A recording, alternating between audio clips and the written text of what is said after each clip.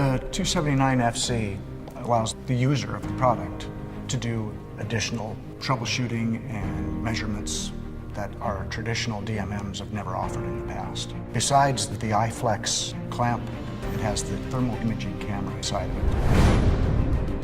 If you've got a problem with your electrical lines and you're getting heat in your breaker panel, for instance, you can go do the work, come back, verify you fixed it so you don't have any obvious issues, and then take your thermal imaging camera and take that picture, send it back to the manager, so it's much more efficient.